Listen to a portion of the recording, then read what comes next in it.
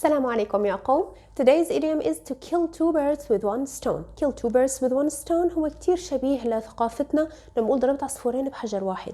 Two birds, one stone. You can use it as to kill two birds with one stone or as two birds, one stone, which means that you do two things at the same time. For example, I explained something to my friend.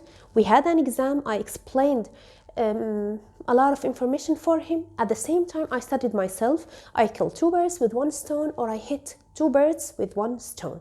In a sentence, I went to the party. I had fun and met a lot of my relatives. I killed two birds with one stone. The first thing, I had a lot of fun. The next thing is I saw my relatives. Two birds, one stone.